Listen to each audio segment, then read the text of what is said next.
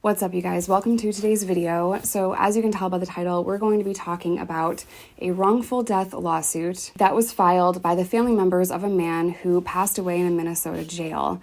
And it was completely avoidable, hence the wrongful death lawsuit, but we're going to get into that. I read all 47 pages of the lawsuit so that you don't have to, and I'm going to go over it with you guys today. If you are new here, hi, my name is Jess. I'm a person in long-term recovery who has in fact been to prison. If you want to follow me on any other social media platform, TikTok, Instagram, Patreon, it's $2. It's only ever going to be $2. All of that is linked down below, as well as my Facebook and my Spotify and a link to watch me on Roku. All right, without further ado, let's kick this thing off.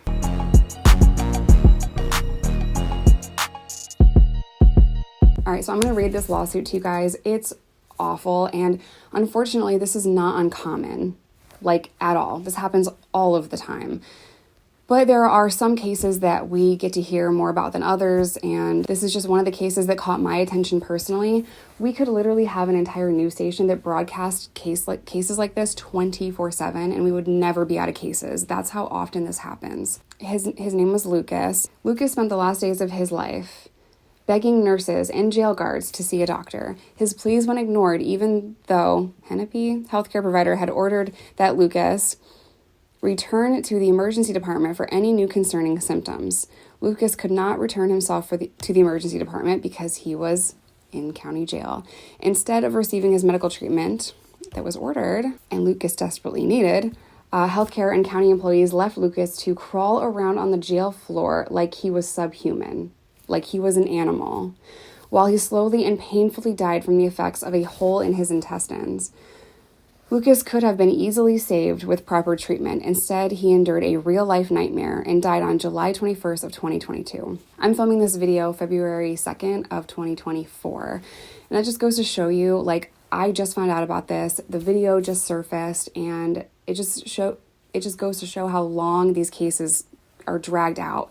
Lawsuits are not quick and easy, in case anyone didn't know that. But the only time lawsuits are, like, kind of quick is, let's say you're suing a bank or a huge corporation and you have just cause. They're going to want to settle that very quickly. Also, lawsuits are factored into their budgeting plan. So those are lawsuits that they're going to want to settle out of court and kick out quickly.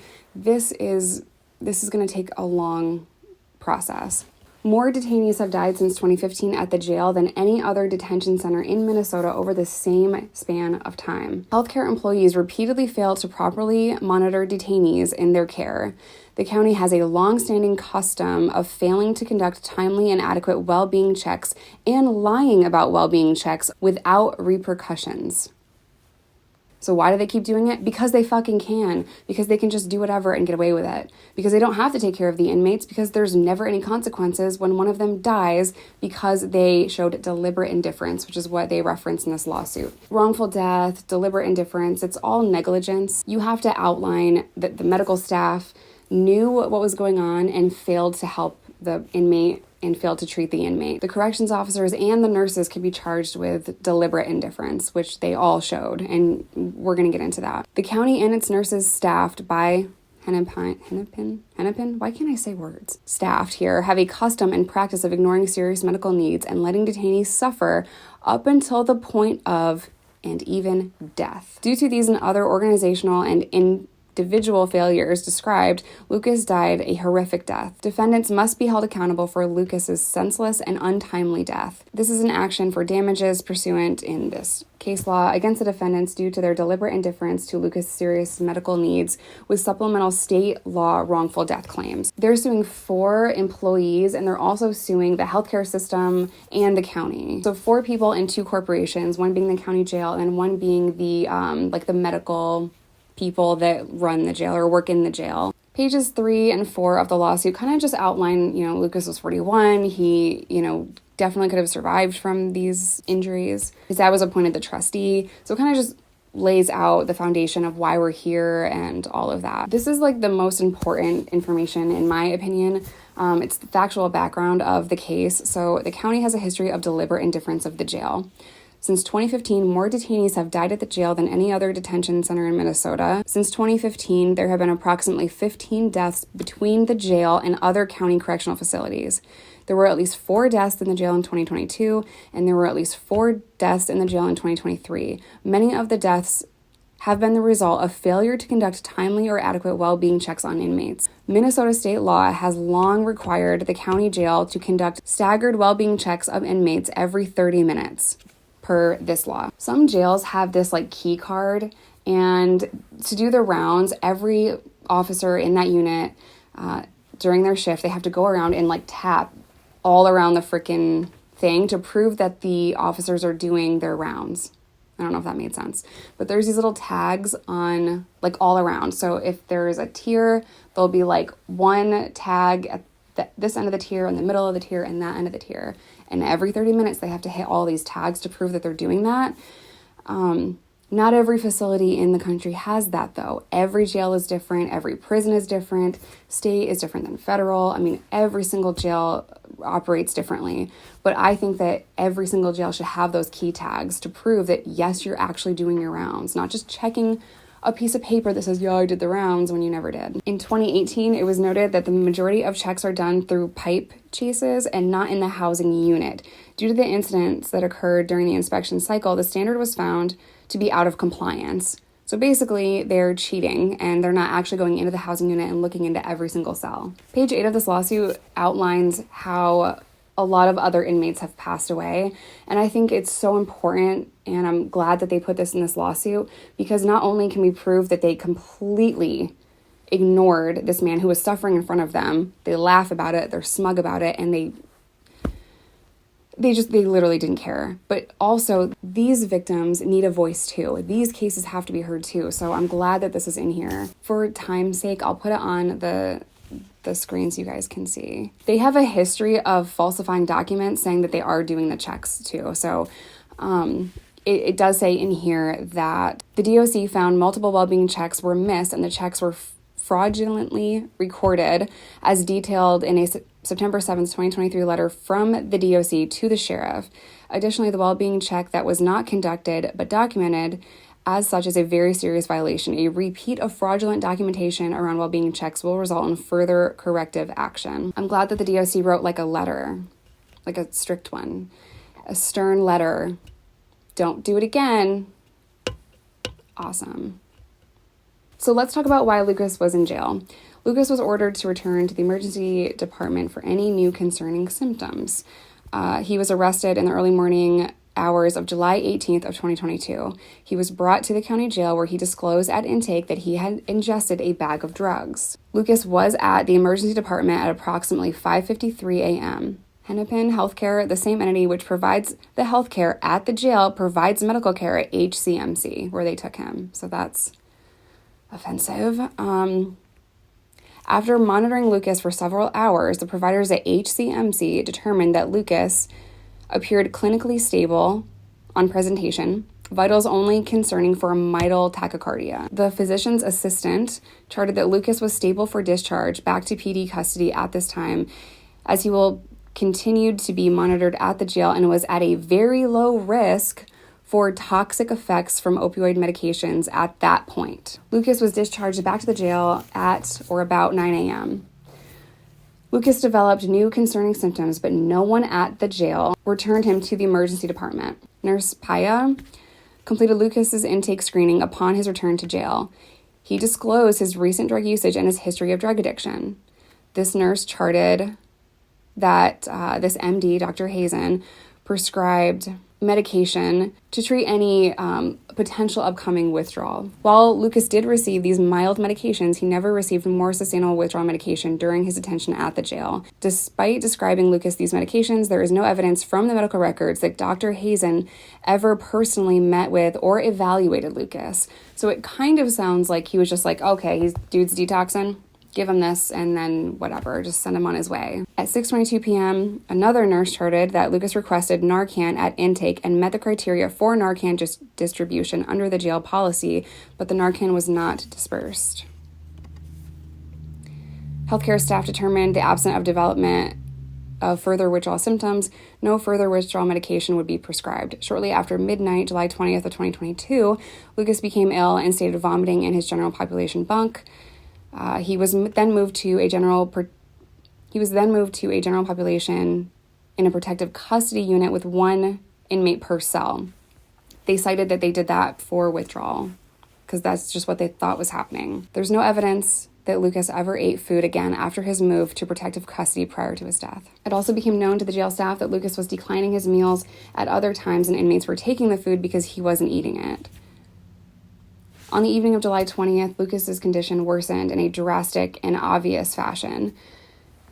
Nurse Willis, deliberate indifference. Defendant Nurse K. Willis and jail guard Taylor, first name unknown, met with Lucas at approximately 9:40 p.m. Nurse Willis knew from the healthcare records that Lucas was to return to the emergency room if new or concerning symptoms developed. I want to play for you guys what was happening at that point. Nurse Willis knew from healthcare records that Lucas revealed at his initial intake that he had swallowed a bag of drugs. When they arrived, Nurse Willis charts that Lucas is complaining of stomach pain while sitting on the floor in mourning. Lucas was in such severe and obvious pain, it took him 45 seconds to crawl out of his cell and on his hands and knees after Taylor opened the cell door. Lucas crawling towards the nurse, Willis, and Taylor is depicted in the images below. And it's horrifying. He was directed to sit at the table, but he couldn't get up. The guard didn't help him, this nurse didn't help him, and he told them, I need to go to the hospital for IV liquids. Nurse Willis made no mention of Lucas's stomach pain in her chart noted of this interaction, but Taylor did. Lucas requested to go to the hospital due to sick stomach pains. Nurse Willis similarly did not chart Lucas had to crawl from his cell to the table for examination, that he had laid face down on the floor in a ball, or that he couldn't sit upright for a prolonged period once he finally reached the table, as depicted below. So you watch him crawl out of his cell, visibly see that he is not strong enough to even pick himself up at the table, and you don't even try to help him. You don't try to just bend down and take his vitals and do what you have to do. You have to force him to get on this table. At what point do you just stop what you're doing and get this man to the hospital? How much more work is it for you as a nurse in a county jail to be take this inmate to the hospital? Let me put that in the chart. How much more work is it for corrections officers to take him to the hospital? Or call an ambulance and go with him?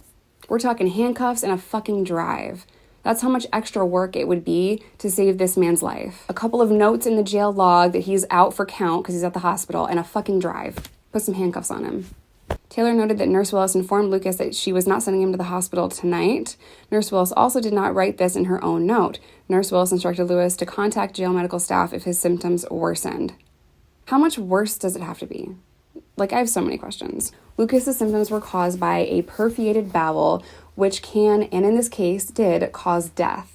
Plaintiff anticipates Nurse Willis will argue that it was not necessary to send Lucas to the hospital because she charted that Lucas's vitals were within normal limits. However, during the early presentation of a perforated bowel, a patient's vital signs may be entirely normal. Over-abdominal pain is not a typical symptom of opioid withdrawal. You're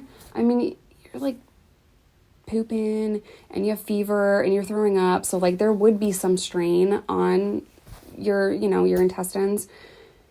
But to this magnitude, everyone's different. Everyone handles withdrawal different. When a patient has over-abdominal pain, the standard of care requires the provider to conduct a physical examination of the abdomen and consider other diagnoses. Right, is it swollen? Is there something else going on? And obviously that never happened. The over-abdominal pain experienced by Lucas could be indicative of several life-threatening injuries and or illnesses that must be investigated. One of the most basic, standard, and important vital signs in a person's body temperature. Infections such as, whatever the fuck that word is, arise from perforated bowels and often reveal themselves through fever. Neither Nurse Willis or other healthcare providers at the jail ever took Lucas's temperature, despite Nurse Willis and others claiming that Lucas had normal vital signs. So you took his blood pressure? Okay, which in this moment in time, it was 134/76, which was approaching hypertension. She made him get up and go back to his cell. The next nurse, Nurse Diaz, deliberate indifference. At approximately 1:30 a.m. on July 21st, Lucas used the intercom to contact the guards. Via the intercom, he was having really bad stomach aches and screamed, "Help me, help me." I went to check on him and he was lying on the floor in the fetal position. I asked how he was feeling and Lucas stated, "My stomach hurts really bad, help me." What's worse is she charted that he was able to stand up and walk outside of his cell and sit still for vitals. On page 21 of this lawsuit, it says this is a gross mischaracterization of Lucas's physical abilities. Lucas could never stand fully erect and instead walked to the table hunched over, grasping at his stomach, as depicted below. Do these employees not realize there's a fucking camera on them? Like, do they just not understand that, like, hey, everything that you're charting should probably match the cameras, sis? Hello? Or is it just the fact that they've gotten away with it for so long that it doesn't even matter what they chart? And, and until someone sues, like, whatever. As a human being, how could you just not care? You could see that he's in this much pain, and he has been in this much pain for days now. All of these human beings watch this other human being fucking slowly die. They had complete power to do something to save him, and they just didn't. And this goes on for several more hours. Nurse Willis and Nurse Diaz failed to even take his temperature. His pulse was elevated from 71 beats per minute to 95. His blood pressure was elevated from 136/53 to 148/86, which is hypertension. Nurse Diaz did not take note of Lucas's hypertension in the medical records and returned to recheck his blood pressure or otherwise take any action because of this development. Do these nurses even know how to do anything besides take fucking blood pressure? And when it says nurse, what are the qualifications? Do you mean like CNA or like RN? I was a CNA. I don't know if you guys know that. It's super random. This has nothing to do with me. I was a CNA. That means I was qualified to change bedpans. And I knew how to use the blood pressure thing. I feel like we have the same qualifications, but, whatever. An hour after this, he requested the nurse again. This guard wrote that he requested a nurse complaining of his stomach burning. Nurse Diaz and this guard visited Lucas's cell approximately 3 a.m. and were both able to observe that Lucas was in severe pain.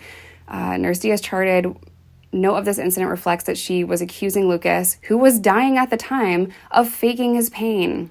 Dude must have some incredible acting skills. If his blood pressure is that high, he's been fucking in pain for days and days, never lets up, never breaks character. What is wrong with these people? After an hour requested to be seen by the RN again, the deputy walked to see him visually. No crying, patient resting, PT aware that a deputy was checking on him, started to whine. Nurse Diaz and this guard never even opened the cell for Lucas. But this other guard noted the inmate's history that Lucas had stable vitals, writing inmate received meds from the nurse and was stable. Inmate will not get any meds for the night. Instead, Nurse Diaz gave Lucas Maalox through the slot in his cell door. Once again, Nurse Diaz failed to investigate and ignored all of these concerning symptoms. It did not send Lucas to the hospital. That's why she is in here. Like, can you just lock these people up? I don't know if I prefaced with this, but lawsuits, that's the civil division. This is not a criminal case. This is just a lawsuit. This cycle repeated with another nurse and another guard. Same shit. At approximately 8:40 on July 21st, Lucas yet again crawled out of his cell in extreme pain and on his hands and knees depicted below. So all these guards and all these nurses are seeing the notes from the night before, and they're just like, dude's fine. Like, this is totally fine, and he doesn't need to go to the hospital. Nurse, however the fuck you say that, did not chart her note regarding this visit until after Lucas died. She charted that Lucas was complaining of abdominal pain and requested to get all the medication he could. He was kneeling on the floor and holding his abdomen. I feel like that was put in there on purpose. I feel like he didn't say, give me all the meds that you can give me. I don't know, I wasn't there, but I do know how jail staff treats you when you're like actually in pain and you need medical attention. They'll treat you like you're a fucking drug addict. In fact, that's just really the standard in American healthcare. Like, if you go to the emergency room in extreme pain, they're trained to kind of sniff out drug-seeking behavior. It was weird how I just said that, but they're trained to make sure that they're not just like handing out pain medication to addicts. And what happens is people that genuinely need fucking pain medication, they don't get the pain medication. And God forbid you have a history of substance use disorder and you actually need meds for severe pain. That's a nightmare. I want you to look at this picture. Like, this guard is laughing. This nurse tries to give him Maalox. Like, oh my God, it just makes me fucking crazy. I really want to know, like, if they are RNs or if they're CNAs or if they're just randos off the street in scrubs, because I feel like anyone else could have done a better job. Another inmate probably could do a fucking bang-up job in comparison. This nurse tries to give him Maalox, and he's so weak he can't even take it, and he spills most of it on the floor, and no one cares, like, at all. That last nurse charted that he walked back to his bed, leaving out that he did so doubled over with his hands on the ground. Like the nurses and guards before them, neither nurse, however you say that, nor Weatherspoon ever assisted Lucas to help him stand. Weatherspoon found Lucas face down in his cell at approximately 12:30 p.m. When Weatherspoon opened the door, the Maalox can still be seen on the ground. Not that that would have helped anything, because he had to go to the hospital for a perforated bowel, which is an easy thing to fix if you catch it early on, which they could have caught it early on. They just ignored him. After initiating a code 3, multiple first responders arrived on the scene and unsuccessfully attempted to resuscitate Lucas. Lucas was declared dead at 1:17 p.m. The defendant, nurses, Weatherspoon, and others from the county and healthcare team left Lucas to die in a filthy cell. Lucas's cause of death was a perforated whatever. I can't say any of that. Put simply, Lucas died from an infection because there was a hole in his small intestine. This is an easily treatable problem when timely addressed, and Lucas would have lived if any of the defendant nurses, Weatherspoon, or others from the county or healthcare team would have provided Lucas with timely and proper medical care rather than ignore his serious medical needs. This happens all of the time. Prison guards and prison nurses, jail guards, jail nurses, they do this every single day in every facility across this country. You can't tell me anything. I've seen it with my own two eyes. I have seen women have seizures and be ignored for hours, and then they were taken out and they never came back. I've seen women self-harm. I've seen women suffering and just laughed at and ignored or told that they're just making it up. Drink some water, take some Tylenol, go back to your cell. Like, they just do not care. Let me remind everyone that the point of going to jail is to serve your time. It is not to be abused. It's not to be killed. It's not to, slowly die in your cell. It's not to be abused, sexually assaulted. None of that shit. Your punishment is to sit the fuck out of society and do your time. That's it. You're in timeout. The state has a legal and moral obligation to keep inmates safe. There is no reason why he should have died. If this isn't cruel and unusual punishment, I don't know what the fuck is. But it's horrific. And like I said a million times throughout this video, I wish this was an isolated incident. I wish this didn't happen 15 times in this jail before I heard about it. If I see one comment that says you just shouldn't have broken the law, I'm gonna block you. Because, what the fuck? So how do we solve this? Put them in jail. Everyone that watched him die slowly contributed to his death. I don't think it should be a civil lawsuit. I think there should be criminal charges. Just because someone broke the law doesn't mean that you can break the law and fucking abuse them and neglect them and just show deliberate indifference, which is the perfect word, because you didn't care at all. What do you guys think? How do we solve this? Because it's 2024 and shit is not getting better. Let me know your thoughts in the comment section down below, especially because at the end of the day, it is we the people, right? And if you cared all about prison reform and healthcare and how they go hand in hand, let me know. Let me know in the comment section. I'm going to end today's video here. As always, I love you guys. Stay safe, stay in recovery, whatever that looks like to you. May Lucas rest in peace, and I will see you in my next one.